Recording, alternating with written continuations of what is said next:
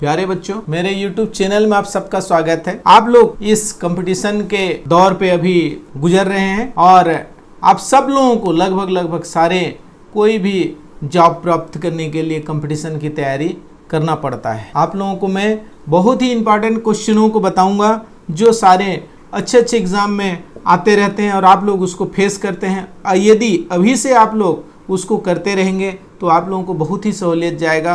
बहुत ही इंपॉर्टेंट प्रश्नों को जो आ चुके हैं और आने वाले हैं ऐसी संभावनाएं, और साथ में आपको गणित और तर्क शक्ति से संबंधित बहुत सारे ऐसे क्लू बताए जाएंगे जो आप जिसको किसी भी क्वेश्चन को थोड़ा सा जल्दी सॉल्व कर सकते हैं। हालांकि अभी आपको पढ़ते समय तो ये लगेगा कि आपको थोड़ा सा लंबा जानना पड़ेगा, उसकी बेसिक को जानना पड़ेगा। उसको जाने बगैर आपको कॉन्फिडेंस नहीं आएगा, आप दूसरा क्वेश्चन हल नहीं कर पाएंगे।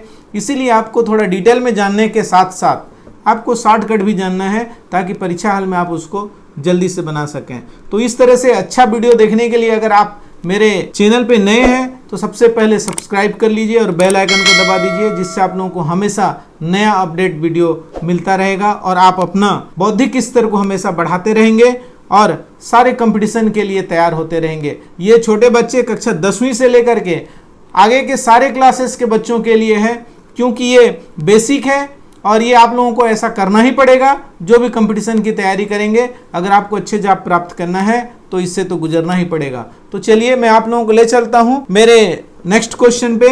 नेक्स्ट क्वेश्चन इसलिए कि आप लोग मेरा पिछला वीडियो भी अगर नहीं देखे हैं, इसके पहले वाला एपिसोड को आप जरूर देखिए, उसमें से शुरू होता है ये कंपटीशन वाला। उससे पहले भी कुछ वीडियो कंपटीशन से डले हुए हैं जो मेरे पुराने वीडियो में है, और कक्षा 10वीं के बहुत सारे इंपॉर्टेंट के सीरीज भी मेरे बने हुए हैं। अगर किसी को कंपटीशन की तैयारी में कक्षा 10वीं के कुछ प्रश्नों पर भी संदेह हो तो उन वीडियो को देख करके अपनी समस्या का समाधान कर सकते हैं। तो चलिए चलते हैं। देखिए यहाँ पे स्क्रीन पे आपको निम्नलिखित में से कौन सा बड़ा है ये जानना है हम लोगों को। तो बड़ा है जानने के लिए आप लोग जान रहे हैं कि जिसका वैल्यू ज़्यादा होगा वही बड़ा होगा। तो यहाँ पर दो तरीके होते हैं। एक तरीका तो लघुत्तम निकाल करके होता है, हम लोग ये 9, 5, 8, 11 का लघुत्तम निकाल के करेंगे। लेकिन यहाँ पर यदि इस तरह से हमको मिले तो हमको कैसे करना है, बड़े ध्यान से देखिए। 7/9 को आप एक एवरेज भाग देना चाहेंगे तो 9 8 72 होता है। इसी तरह से 2/5 करते हैं तो 5 4 20 होता है। ये तो पूरा चला गया, और ऊपर में 3 है और नीचे में 8 है तो 8 3 24, 8 4 32, लगभग ये भी 4 के आसपास आ रहा है। और 5/11 माने 11 5 55, उससे थोड़ा कम है, यानी कि 4.8 के आसपास आएगा। इस तरह से आप लोग देख रहे हो बड़े आसानी से। थोड़ा सा पहाड़ा आप लोगों को याद रखना पड़ेगा इस पर। तो आप लोग अगर कंपटीशन अच्छे से करना चाहते हैं 20 तक का पहाड़ा कम से कम तुरंत कर लीजिए, ताकि आपको 5 नंबर जो आपके कंपटीशन के मैथ्स से संबंधित क्वेश्चन है वो सब बनने में आप लोगों को सहूलियत मिलेगा। तो चलिए, तो यहाँ पर देखिए 7/9 का वैल्यू सबसे ज़्यादा है, तो सीधी सी बात है 7/9 आंसर सी इसका होगा, जो कि इसका सही आंसर है। ठीक है, अब आगे देखिए नेक्स्ट क्वेश्चन में, क्वेश्चन नंबर 4 में। प्रश्न को बड़े ध्यान से पढ़ना है, उसके बाद ही बनाना शुरू करना है। तो प्रश्न को देखिए अच्छे से। एक सामान को 595 रुपए में बेचने पर 15% का नुकसान होता है। यानी कि जो 595 है, मैं प्रश्न पढ़ते पढ़ते समझा देता हूं, यह 85% हुआ, क्योंकि 15% का नुकसान हो चुका है 100 में से। अब फिर आता है उसका ओरिजिनल वैल्यू, जब हम जान जाएंगे उसमें से 23% लाभ प्राप्त कर लेंगे। तो बहुत ही आसान है। देखिए 85% बराबर 595 रुपए। किसका 85%? मान लिया हमको नहीं मालूम है तो x का 85% का माने होता है गुणा। थोड़ा लिखने का तरीका भी देखते जाइए।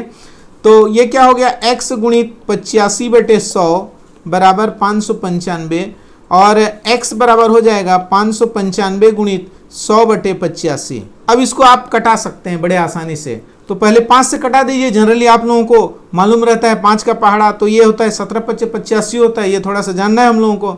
तो ये 5 एकम 5, 5 एकम 5, 5 9 45, और इस तरह से ये 17 7 119 होता है। ये थोड़ा सा पहाड़ा याद रहना चाहिए, तब इजी बनता है। तब ये इसका आंसर क्या हो गया, 700 रुपये, यानी कि उसका मूल्य पहले था 700 रुपये।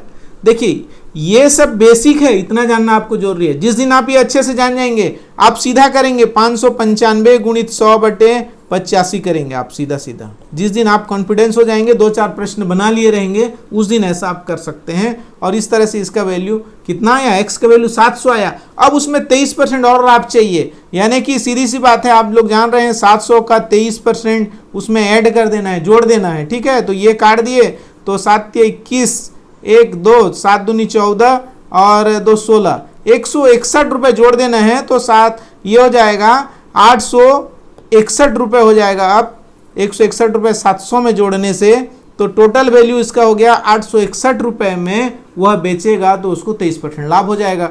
तो इस तरह से कुछ प्रोसेस से हम लोगों को गुजरना ही पड़ता है। हाँ, ऐसे कई प्रश्नों को हल करके आप लोग अपना स्पीड बढ़ा सकते हैं, परंतु कहीं पे कुछ प्रोसेस तो करना ही पड़ता है। तो चलिए चलते हैं नेक्स्ट क्वेश्चन की ओर। प्रश्न क्रमांक 5 को देखिए। अपनी सामान्य गति से 45% पर चल रहा है कोई, यानी कि उसका 100% है कहीं ना कहीं। ठीक है, उससे 45 में चल रहा है।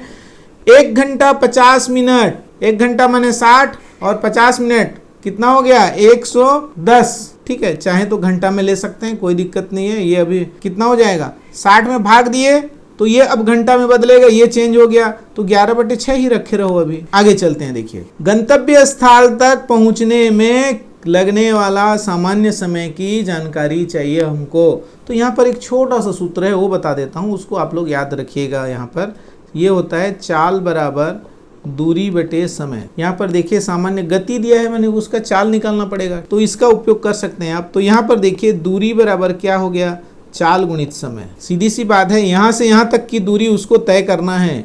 ए से बी तक की दूरी तय करता है शुरू में, तो दूरी कितने के बराबर क्या होता है, चाल गुणित समय होता है। समय मान लिया t समय में जाता है और उसका चाल जो है 100% को ही ले लेते हैं, 100% चाल पे चलता है, यानी कि 100 t हो गया उसका दूरी जो है। अब उसके चाल को चेंज कर देता है, देखो कितना कर देता है, 45% कर देता है।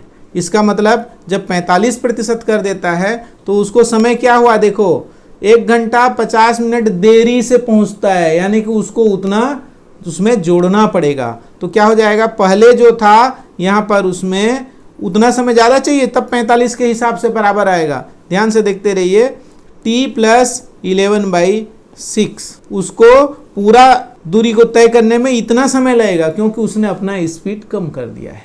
आई बात समझ में, स्पीड कम किया है इसलिए समय उसको ज़्यादा लगेगा। और कितना ज़्यादा लगेगा, 1 घंटा 50 मिनट उसको ज़्यादा लगेगा। तो इसको हल करेंगे तो देखिए, इसको हल करने का तरीका क्या होता है। 45 का 45 हो गया। मैं चूंकि कंपटीशन का है, इसमें सीक्वेंस से कोई विशेष महत्व तो नहीं है, इसलिए जहां कहीं भी आप हल कर सकते हैं और अपना रिजल्ट तक पहुंच सकते हैं। इस ब्रैकेट को हल करेंगे तो कितना हो जाएगा, 6t + 11/6। इसका लघुत्तम निकाल करके इस स्थिति में पहुंच गए।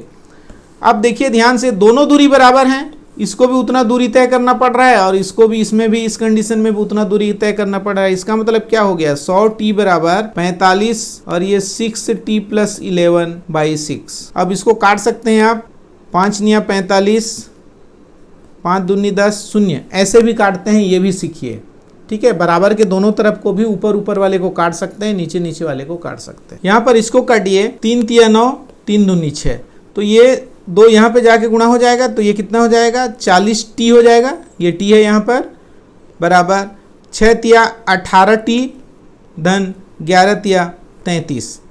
आगे इसको हल करेंगे तो यहाँ पे क्या मिलता है, 18t इधर आएगा, 40t में से 18t गया तो 22t बराबर 33, इसलिए t बराबर 33/22, 11 दूनी 22, 11 × 33, 3/2 माने 1 से ही 1/2 घंटा।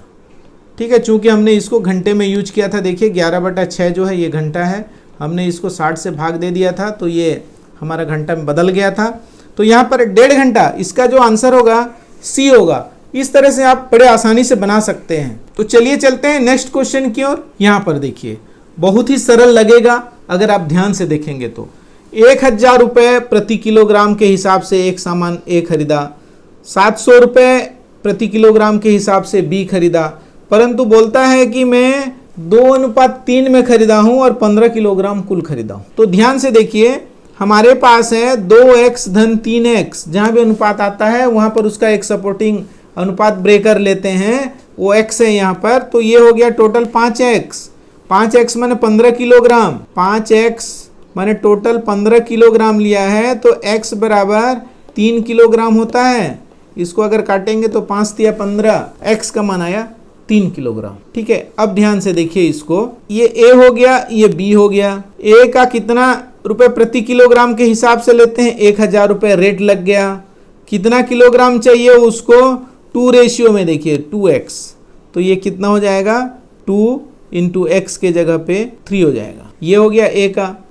b का कितना हो गया, ये 3 अनुपात में चल रहा है, ये 3x, तो x का वैल्यू कितना है 3 है। ये हो गया, टोटल कर दीजिए आप, लागत मूल्य पूछा है और ये इसका रुपए है प्रति किलोग्राम के हिसाब से। टोटल किलोग्राम इतना हुआ ये, यानी कि 3 दूनी 6 किलोग्राम इसका हुआ, 9 किलोग्राम इसका हुआ, टोटल 15 किलोग्राम होता है।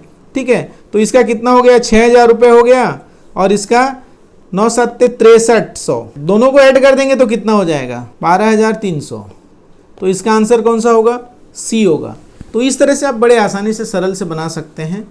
आगे देखिए क्वेश्चन नंबर 7 पर। देखिए प्रश्न को आप पढ़ेंगे तो बहुत ही पेचीदा लगेगा, खास करके जो आर्ट्स के बच्चे होंगे उनके लिए तो काफ़ी मुश्किल जैसे लगता है ऐसे प्रश्न, इसलिए घबराना नहीं है। मेरे चैनल पे हमेशा देखते रहिए, आप लोगों को अच्छी अच्छी टिप्स मिलेंगे, अच्छे अच्छे क्वेश्चनों का संग्रह भी मिलेगा और आपका जो करने का तरीका होगा वो सरल तरीका से मिलेगा। आप लोग देखते रहिए। यहाँ पर देखिए एक प्रश्न को पढ़िए, 12 पुरुष 11 महिला और 8 बच्चे, पुरुष महिला और बच्चे 12 11 और 8, ये हो गया।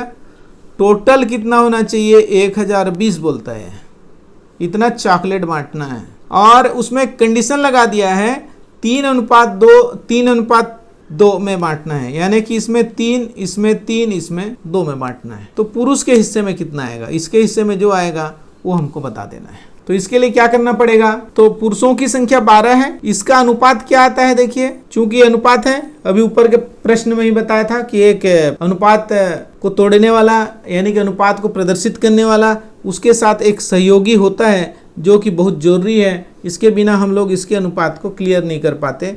इसलिए ये क्या हो जाएगा 3x 2x और 3x। ये टोटल चॉकलेट कितना होता है 1020 होता है। तो ये कितना हो गया 12 तिया 36x धन 11 तिया 33x धन 8 दूनी 16x बराबर 1020, इतना है टोटल इनका बांटना है। तो कितना हो गया ये देख लीजिए, 85x बराबर 1020, इसलिए x बराबर 1020 बटे 85, x बराबर आता है 12। अब हमको जानना है पुरुष के हिस्से में कितना मिला, तो इतना मिला, तो कितना हो गया 36x है, ये 12 तिया 36x, यानी कि 36 गुणित 12, 432 चॉकलेट पुरुषों के हिस्से में आएगा। इसका आंसर हो जाएगा बी। तो इस तरह से देख रहे हैं, आप लोगों को थोड़ा सा सूझबूझ लेकर के बनाना पड़ेगा। अगर आप लोगों को कोई पार्ट समझ में नहीं आता है तो आप कमेंट्स में लिखिए, आप लोगों को और डिटेल में मैं भेज दूंगा अलग से, या उससे संबंधित नया क्वेश्चन आप लोगों को बता दूंगा जिसका एक्सप्लेन के साथ रहेगा। ठीक है, तो इस तरह से आप लोगों को मेहनत तो करना पड़ेगा। तो आगे चलते हैं। प्रश्न में देखिए, एक आयताकार पार्क है, इस तरह से एक आयताकार पार्क है, इसकी लंबाई में 20% की वृद्धि कर देते हैं और चौड़ाई में 10% की कमी कर देते हैं। तो आयताकार पार्क के क्षेत्रफल में कितनी वृद्धि या कमी होगी, यहाँ पर ले लेते हैं, चलो इसको x ले लेते हैं, इसको y ले लेते हैं, यानी कि चौड़ाई y हो गया और लंबाई x हो गया, यानी कि क्षेत्रफल कितना हो गया, लंबाई गुणित चौड़ाई होता है। आप लोगों को पता है, सूत्र लिखने की जरूरत नहीं है हल करते समय, परंतु यहाँ पे अभी समझने के लिए हो गया, ये क्षेत्रफल जो हो गया xy हो गया। अब ये बोलता है 20% की वृद्धि करता है, यानी कि कितना हो गया 120x हो गया। 10% की कमी करता है, इसका मतलब हो गया 90y हो गया। देख रहे हैं इस तरह से, और 20% की कमी है, इसका मतलब नीचे में क्या हो जाएगा, इसका 100 रहेगा यहाँ पर। तो इसका क्या हो जाएगा, देखो दोनों का क्षेत्रफल कितना होता है, 12 108 बटा 100 xy, 108 बटा 100 xy, इसका क्षेत्रफल हो गया, गुणा कर दिए, क्षेत्रफल बराबर। अब यहाँ पर आप देख रहे हैं कि 100 से 108 ज़्यादा होता है, यानी कि ये वाला क्षेत्रफल हमने जो पहले निकाला है उससे ज़्यादा है। इसका मतलब 108 बटे 100 xy माइनस xy, तो कितना हो जाएगा 8xy बटे 100। सीधी सी बात है, 8% की वृद्धि हो गई, इसलिए इसका आंसर क्या हो जाएगा, आंसर सी हो जाएगा। तो इस तरह से आप बहुत अच्छे से देख रहे हैं, देखते रहे हैं, और आगे अगर आपको बहुत अच्छे से अपने कंपटीशन एग्ज़ाम को क्रैक करना है तो आप को इसी तरह से देखते रहना पड़ेगा और आप लोग बहुत अच्छे से देखें। इसके लिए आप लोगों को बहुत बहुत धन्यवाद।